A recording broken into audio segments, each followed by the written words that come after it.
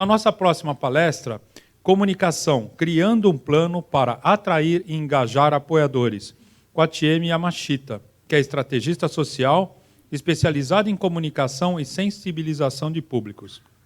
Tem formação profissional baseada para o envolvimento e motivação de pessoas. Dedicou os últimos 10 anos em especializações para o terceiro setor pelo SENAC, FGV, SEBRAE e Instituto Kaplan. Tiemi, muito obrigado por sua presença conosco. O palco é seu. Estou bem feliz de estar aqui com vocês hoje para compartilhar um pouquinho sobre comunicação e num ciclo que fala profissionalizar para transformar. Porque se nós somos transformadores para um mundo melhor, quem precisa se transformar primeiro? Nós. E a profissionalização é isso. Eu quero ser uma pessoa melhor para fazer melhor. Né? E a comunicação entra nessa história justamente porque ela é o veículo, é por onde a gente vai conseguir captar o recurso, é por onde a gente vai conseguir mostrar a transparência. Então, ele é uma coisa muito importante. Eu vou pegar, só vou falar sobre o título. Eu só vou desmiuçar o título para vocês. As pessoas pensam que falar é comunicar. Ah, mas eu falei. Aí eu falei, você falou, mas você não comunicou. Não, eu falei. É que ele não entende. Então, você não comunicou. Percebe? Comunicação só se dá se o outro... E como é que eu sei se o outro entendeu? Pela atitude. Pelo comportamento do outro. Se o outro não mudou o comportamento, não houve comunicação. Se a gente não entender isso, não adianta fazer sempre do mesmo jeito. Isso serve para qualquer coisa. Tá? Recentemente eu estava num cliente, e esse cliente é um restaurante, e o casal tem um menininho de 3 anos, Lincoln. E aí todos os dias que eu vou lá, o Lincoln está na mesa, brincando com... Como chama aquele negócio que as crianças gostam? Ah, esse negócio aí. Tablet, iPad, estava com um desses. E aí ele lá, 3, 4 anos, né, fixado no iPad dele. Aí eu cheguei perto, falei, oi, tudo bem? E ele nem me deu bola, continuou lá, olhando. Aí eu falei, o que você está vendo aí? Ele também não me deu bola. Aí, isso foi o primeiro dia. Houve comunicação? Porque ele não mudou nada. Né? Ele continuou fazendo a mesma coisa. No segundo dia, eu voltei lá e ele continuava segurando o iPad dele. E aí tinha uns brinquedinhos próximos ali. Eu peguei um daquele brinquedinho e fui interagir com ele. E aí ele também não reagiu, não gostou. Né? Pegou e falou, deixa, é meu. Aí eu falei, ixi, não deu certo não. Mas percebam, eu mudei a estratégia. Primeiro dia eu só fui, tentei a comunicação, uma forma de comunicação verbal, não funcionou. A segunda eu peguei o bonequinho para interagir, também não funcionou. No terceiro dia, eu fui novamente e fui tentar uma brincadeira com ele. Sabe aquelas brincadeiras de você adivinha onde está o doce? Você faz assim? Fiz assim, adivinha onde está o doce? E pegou uma folhinha do jardim e falei, adivinha onde está a folhinha? Nossa, aí ele ficou furioso comigo. Eu comuniquei alguma coisa, mas não foi nada agradável. Para! Você mexeu no jardim! E pegou assim, ficou bravo e saiu chorando para a mãe dele. Aí eu falei, ixi, eu comuniquei, mas não deu certo. Quando foi o 4º dia, eu voltei lá, e eu sou youtuber, né? Eu gravo vídeos para o YouTube, tenho um canal. E aí eu falei, hoje a tia vai gravar um vídeo, você quer ajudar? Ele continuou lá, no iPad dele, sério. E aí eu falei assim, tá bom. Aí eu fui, peguei na minha mochila, peguei o tripé, sabe o tripé? Na hora que eu pego o tripé, tiro da bolsa e começo a abrir o tripé, Lincoln para de mexer no iPad, olha e fala assim, eu vou ajudar. E naquele momento, ele veio para mim, começou todo encantado com aquele tripé, tia, eu vou te ajudar, eu vou ficar com você. E aí sim estabeleceu-se. Percebam, não é porque você falou que você comunicou. E eu só sei pela reação do outro. se eu sou especializada em sensibilização de público, gostaria de compartilhar com vocês um pouquinho de estratégias sobre isso. Então, comunicação, já compreenderam, né? Às vezes a gente gasta dinheiro em comunicação achando que está comunicando. E eu falo, você está só gastando dinheiro. Como você sabe? Resultado. Porque não está funcionando. E também, a gente não sabe o que vai funcionar com o outro. Mas a gente tem que entender que o processo de comunicação só se completa se o outro reage. Ele ouve, ele entende e tem uma reação. E tem que vir a reação que você quer também. Porque às vezes vem uma reação contrária. Mas mesmo uma reação contrária, ela é muito importante, porque ela é uma informação. Se ele reage, ele passa para você uma informação. A partir daí é só administrar os dados. Vocês compreendem ou não? Agora, se fizer sempre da mesma forma, achando que está comunicando, aí a gente está desperdiçando. Criando um plano. Aí tem o meu personagem, que é o Cebolinha. Por que o Cebolinha, para mim, é importante? Porque ele sempre está criando um plano infalível. E ele é a minha inspiração. Eu sempre fui uma pessoa de ficar criando planos infalíveis. Aprendi com o Cebolinha. Para criar plano, é isso. Precisa ter um objetivo e precisa planejar. O que eu vou fazer para chegar naquele objetivo? No caso de Lincoln, que é aquela criança que eu queria, qual era o meu objetivo? Eu queria estabelecer uma comunicação com ele. Eu queria ganhar ele. Eu queria ganhar a confiança dele, a amizade dele. Este era o meu objetivo. E aí eu tinha um plano. Mas no primeiro plano deu certo? Nem o segundo, nem o terceiro. Somente o quarto. Então, o plano infalível é um caminho. Não é assim que o primeiro plano já está resolvido. É um caminho. A gente precisa aprender conforme vai caminhando. E muitas vezes a instituição monta um plano e acha que aquele plano vai dar certo daquele jeito. E insiste nele. E, na verdade, não. Aquele plano é um caminho de conhecimento, que você vai conseguir informações. Você entrou com aquele plano, não teve a resposta, não é para continuar com aquele plano. O que a gente tem que fazer?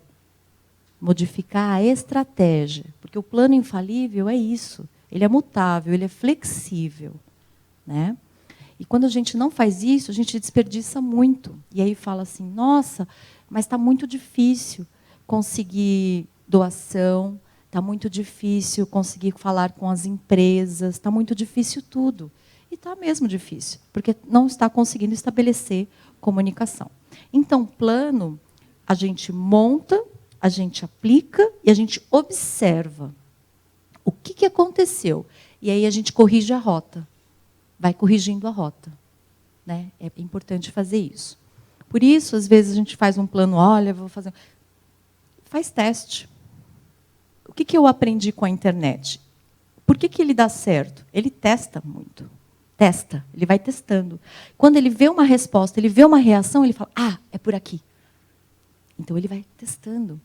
Eu estive com o fundador da Netflix, agora no começo do ano, e uma das coisas mais importantes que ele me falou é, você precisa desenvolver um método para testar as ideias ruins o mais rápido possível.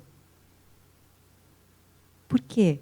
Porque a gente tem que testar, e aí vai testando. As ideias ruins não vão dando certo até você achar a ideia que dá certo. Agora, se a gente ficar bordando, chuleando, para ver qual é a ideia certa que vai dar certo, a gente perde tempo, aí perde o time. Aí, quando vê, passou. Passou a oportunidade. Então, plano infalível, quando a gente fala de plano, criando um plano, é importante saber que o plano é um caminho, precisa ter flexibilidade. E o mais importante é a atenção, a percepção. O que acontece quando eu aplico o plano? De que forma o outro reage? Se ele reage bem, se ele reage mal, também é uma informação. Opa, não posso ir por aqui. Ali ele não reagiu como eu gostaria, mas ele deu uma outra ideia. Então, aí eu vou seguindo o caminho. Isso é criar estratégia. Né? É ter essa habilidade de perceber o outro. Nós temos tanta habilidade para perceber sobre o nosso público-alvo, né? nossas crianças, como está, tudo. Então, a gente precisa também ampliar essa percepção quando a gente fala dos stakeholders, dos apoiadores. Atrair. Quem quer atrair apoiadores? Levanta a mão.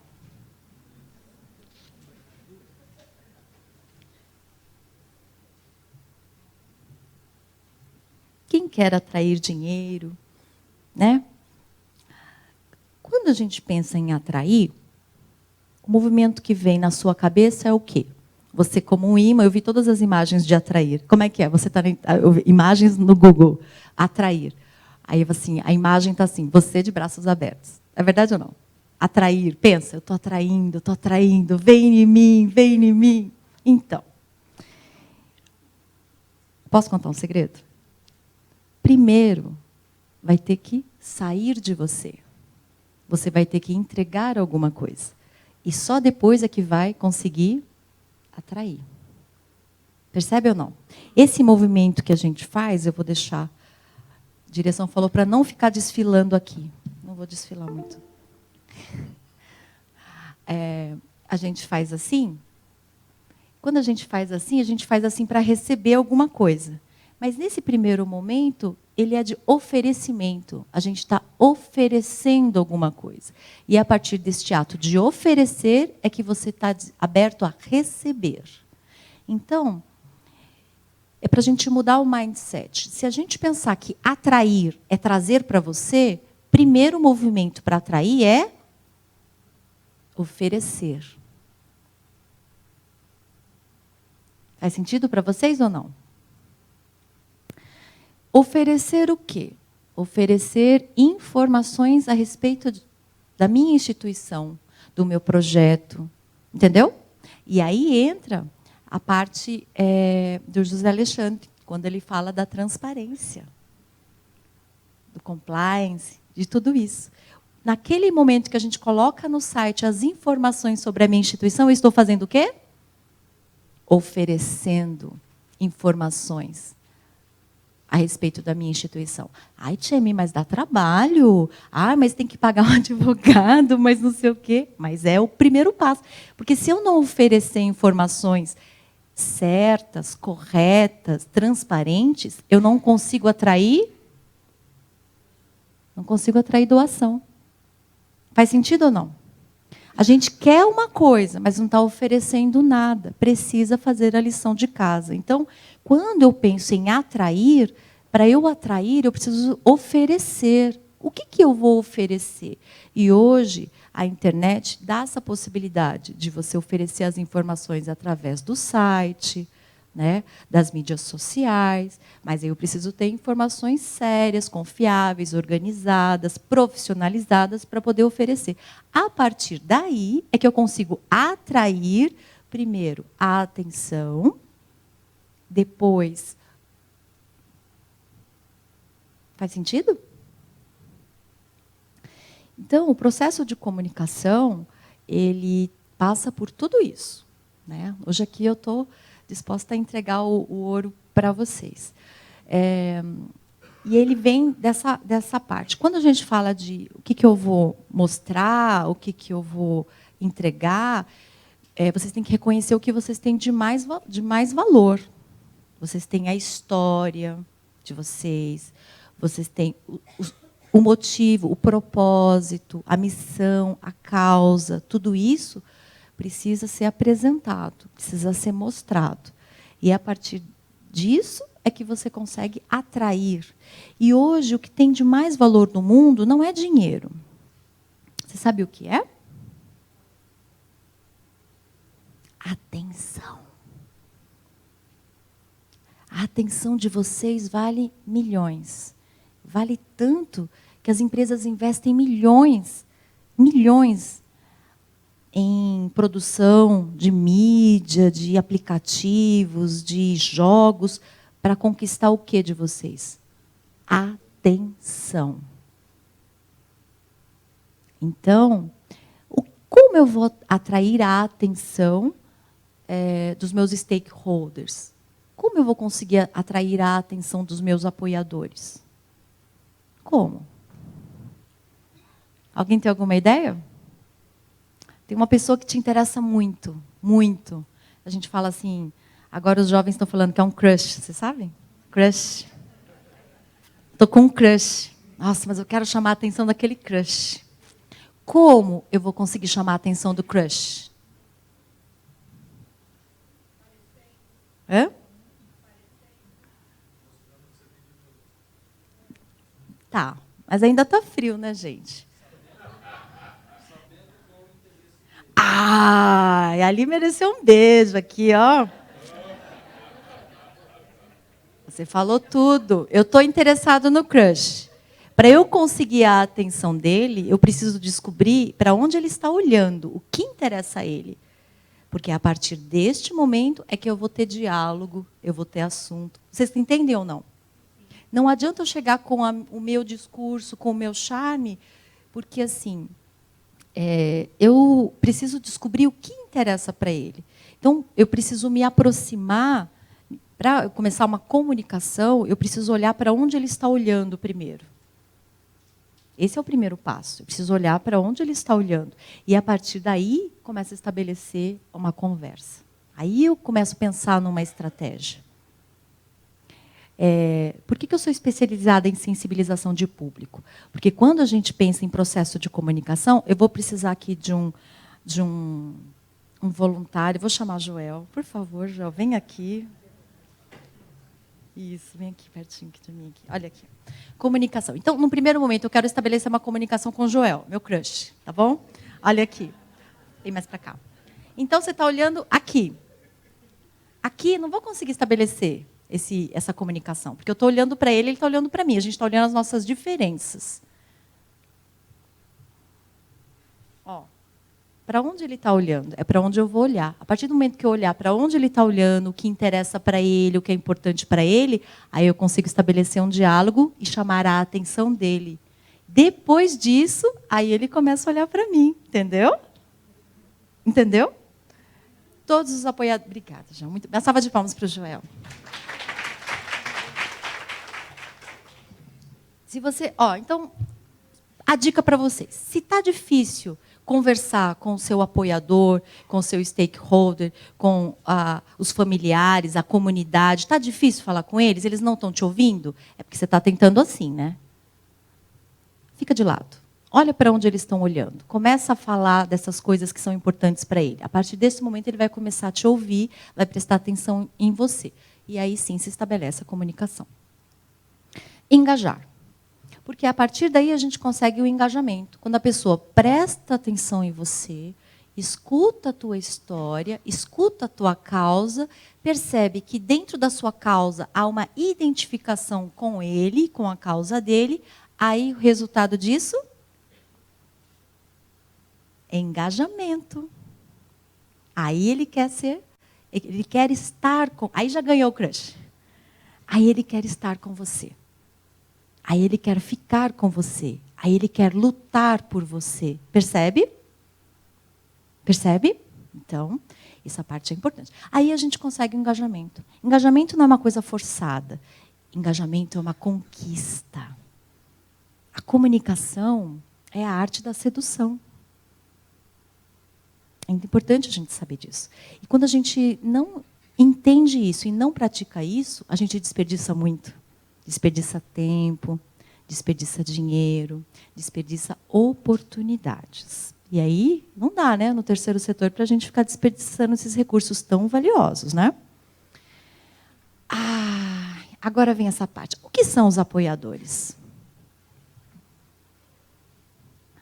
O que são os apoiadores? Quem? Quem são os apoiadores da instituição de vocês? Quem são? Não tem apoiador? Quem são os... Proporciona sustentabilidade. São quem? Os doadores. Quem mais? Quem são os apoiadores? Os parceiros. Quem mais? Os funcionários, os voluntários, a comunidade no entorno, o governo, você entendeu? As instituições, são os apoiadores. Eu coloquei aqui, os apoiadores são a alavanca. Alavanca. Eles vão facilitar... A alavanca não facilita o nosso trabalho? Qual é o poder da alavanca? é que você, com menor esforço, consegue o maior resultado. Isso não é alavanca? Você está lá empurrando com aquela... Aí, quando tem alavanca, você só faz assim, ó, e vai. Então, os apoiadores são a alavanca para o nosso negócio social, para nosso projeto, para a nossa ONG. É importante a gente saber disso. Quem são? Né? São todos os stakeholders. Todos os envolvidos são nossos apoiadores. A partir daí, a gente aumenta o nosso leque. Né? Todo mundo é meu apoiador? Todo mundo pode ser uma alavanca? Sim. Porque se a gente não entender que todos são uma alavanca, elas vão começar a causar problemas para a gente. Vai começar a trazer dificuldades para a gente. Então, todos são apoiadores. Então, agora que todos são apoiadores, quando eu penso num plano de comunicação, eu vou pensar em todos. E eu tenho que pensar dessa forma. Ah, mas aí serão várias comunicações diferentes? Porque não adianta você tentar economizar a estratégia de comunicação nessa hora. Porque se o resultado não funcionar, não comunicou. Então, com as crianças é um tipo, com o financiador é um tipo, foi o que foi falado. Então, entender que para cada público eu vou usar uma comunicação diferente, porque ele tem um interesse diferente. Quando eu desenvolvo um projeto de comunicação para a organização, eles falam assim, por que você consegue falar com as empresas, Tieme? Porque eu sei o que elas estão interessadas. Porque eu leio os mesmos jornais e eu sei o que está preocupando as empresas. E aí, elas prestam atenção no que eu digo. Se você ficar só no seu mundo, você não tem como se comunicar com as pessoas que estão no outro mundo. Vocês entendem? E o que eu observo muito é isso, há um fechamento. Quando a organização fala, eu não estou conseguindo falar, eu não estou conseguindo me comunicar com o meu público, e eu falo, o que você está falando para ele? Ele está falando sempre a mesma coisa. Eu sou uma instituição assim, eu faço isso, eu preciso de doação. Mas em nenhum momento ele se importou, se interessou com o que está acontecendo com esse apoiador, que é esta empresa, que é esse parceiro. O que está acontecendo com ele? Qual a necessidade dele? De que forma eu também posso ajudar ele? Então, a partir desse momento que você mostra interessado nele, aí ele começa a prestar atenção em você. E isso tudo se revela na comunicação. E é muito importante isso. E o que é uma organização? Uma organização pode ser uma casinha assim, pode ser uma estrutura assim. No fundo, o que é uma organização? Ela é feita do prédio? Pessoas. Pessoas. Então, a organização é feita de pessoas. Empresas é feita de pessoas. A comunidade é feita de pessoas. A sociedade é feita de pessoas. O planeta é feito de pessoas. Não é tão complexo assim. Se a gente pensar que empresa é um prédio, instituição é um prédio, porque às vezes a gente fala, empresa, aí não parece que é um prédio? Gente, empresas são pessoas. Ele fala, como você consegue falar com as empresas? Eu penso, são seres humanos como eu. É assim, por isso que eu consigo falar com as empresas. Porque eu não penso elas como os de lá e os de cá. É uma coisa só. As mesmas dores que eu tenho, ela também tem. As mesmas preocupações que ela tem, eu também tenho. A partir deste olhar, fica mais fácil a gente pensar num plano de comunicação.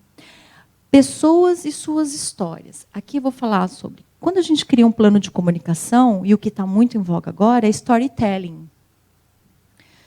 Quando eu vou me relacionar com o fornecedor, eu quero saber quem ele é. Qual é a história dele? Por que ele está fazendo aquilo? Como ele está fazendo aquilo? Para quem ele está fazendo aquilo? Eu quero saber essa história. E, às vezes, essa história fica só naquele lugar do site, onde tem histórico, e ali fica a história lá. Essa história não pode ficar só naquele pedaço do site. Ela precisa estar viva dentro da organização. Ela precisa ser contada e recontada todos os dias por todas as pessoas.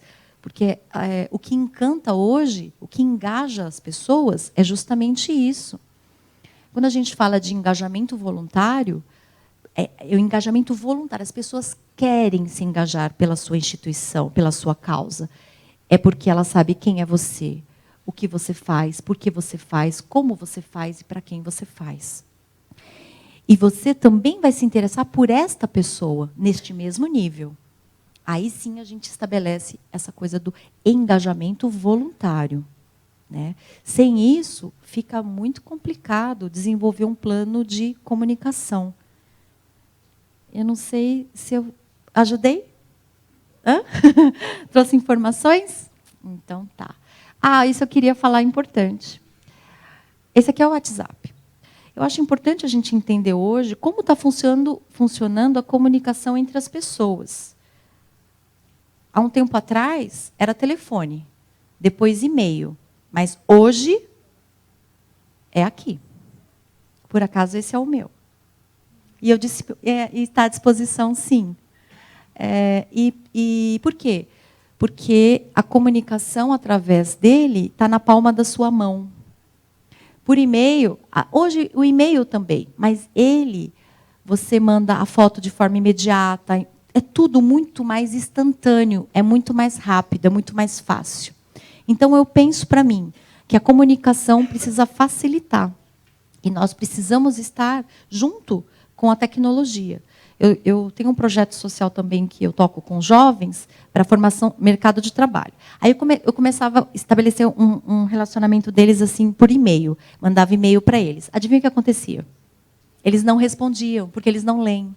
Aí eu comecei a estabelecer uma comunicação via WhatsApp, eles respondem.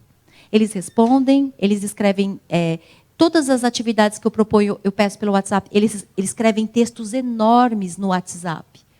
Então, eu falei, então aqui que é a via de comunicação. Então, a gente tem que testar para ver o que funciona, né? E aí eu termino aqui falando que vai ter um só sobre mídias sociais, mas eu queria dizer que, com as mídias sociais, a comunicação ficou mais fácil. Mas a gente precisa usar aqueles princípios que eu falei. E que, com o meu nome hoje, vocês conseguem falar comigo em qualquer lugar. Então, eu estou no Instagram, estou no Google, estou no Facebook e estou no YouTube. E a importância do YouTube. O YouTube é um canal de comunicação que mantém o nosso relacionamento. Olha, hoje vocês estão me conhecendo, certo? Eu gostei, eu queria conversar mais com a Tieme, eu queria ter mais palestras dela. Então, o meu canal do YouTube, eu posto os vídeos todas as semanas. Toda semana você pode continuar conversando comigo. Aí você comenta, você comenta comigo. Eu tenho hoje mais de 80 vídeos e eu tenho 800 inscritos no canal. É a forma que eu tenho de manter uma comunicação com as pessoas que eu tenho contato. Isso é estratégia de comunicação. Tá? Você falou pouco, mas falou muito bem. Tem que ser eficiente. Agora eu estou me comunicando com você. Muito bem. Tieme, é claro que todo mundo está falando, olha, eu quero que minha organização tenha um plano de comunicação. Mas parte das organizações não tem uma cultura de comunicação.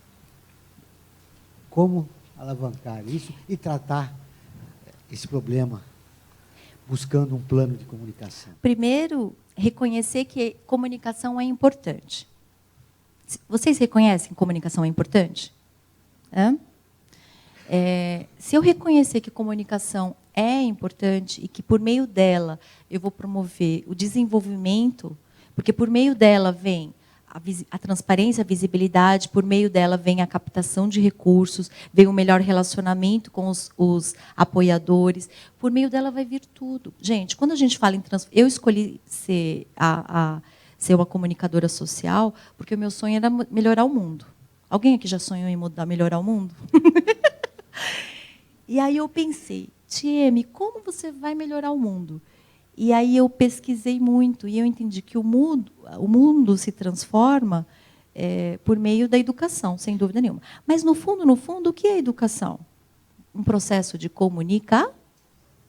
Então, eu falei, eu preciso estudar comunicação, porque eu já entendi que a comunicação é fundamental para a transformação social. E se eu, de fato, quisesse ser uma transformadora social, eu precisava saber comunicação. Foi daí que veio a mim. Então, o primeiro passo para a instituição é saber que isto é importante. E colocar isso num lugar de valor na organização.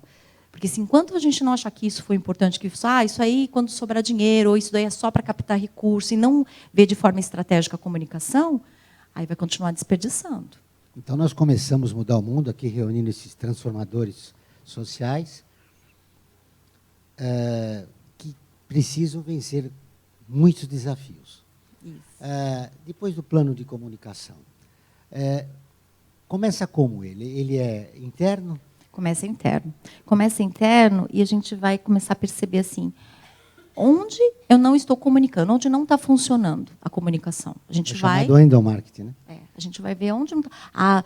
o clima aqui dentro da organização está ruim, os funcionários ficam fofocando, fica tendo intriga. Então, a gente sabe que a comunicação interna está ruim. Precisa trabalhar a comunicação interna. Arruma a casa primeiro. Porque, assim, você aprende a comunicação, a consertar a comunicação interna, automaticamente você já começa a mergulhar e entender como funciona a comunicação. Se funcionou aqui dentro, vai funcionar lá fora. Faz sentido ou não? O cérebro funciona por radiância, gente. Se a gente consegue resolver um problema aqui, ele serve para qualquer outra área da nossa vida. Então, começa dentro de casa, com certeza. E é assim, né? Não se dá bem, os funcionários não se dão bem entre eles, aí os líderes não se dão bem com a diretoria, que não dá bem... Você entendeu? É um problema. É um problema. O Ranieri, ele faz uma pergunta para você, TM. Mídias sociais funcionam como mecanismo principal de comunicação para as organizações de interesse social? E aí ele termina a pergunta. Acabou a era dos sites próprios? Não acabou a era dos sites próprios, eles devem continuar, eles são um porto seguro, uma sede, mas o que acontece? As mídias sociais, quando você tem pessoas engajadas, os seus apoiadores são engajados. Por exemplo, eu sou uma influenciadora digital. E aí eu estou aqui no Observatório Terceiro Setor. Quando eu posto isso na minha rede, que eu estou aqui, eu já estou influenciando todos os meus seguidores. Então, isso traz muita visibilidade. Então, quando vocês pensam assim, eu vou ter que trabalhar a mídia social, não. Você precisa existir e ter uma boa comunicação. As pessoas que conhecem a instituição e o projeto de vocês já são as próprias mídias sociais. É por meio delas que isso vai ser propagado. E melhor ainda, uma informação tem mais valor quando ele é passado por um terceiro, que é uma indicação, do que quando é feita por você mesmo. Vocês estão entendendo? Então, as mídias sociais servem para isso. Por isso que hoje as empresas pagam os blogs, os influenciadores e tudo mais. Porque elas sabem que tem muito mais valor um influenciador falar do seu produto ou do seu projeto do que você mesmo falar. Esse é o poder das mídias sociais, né? Então, a gente precisa entender isso. Muito bem, o Marcos Alessandro da Casa dos Irmãos. Considerando a falta de profissionais que trabalham nas ONGs, e o trabalho que está sendo feito por amor à causa, como estabelecer uma comunicação entre os associados? Qual é o primeiro passo? O primeiro passo é presencial. O primeiro passo é chamar para conversar. Por quê? Porque precisa estabelecer uma relação de confiança entre os associados. Então, às vezes, essas reuniões que vocês fazem são reuniões que vocês se reúnem, mas a comunicação não se estabelece. Ele não se sente ouvido, ou ele não sente que ele é importante, ou ele não sente que aquilo que interessa para ele interessa para vocês. Nessa reunião presencial, eu gostaria que vocês fizessem a partir deste olhar.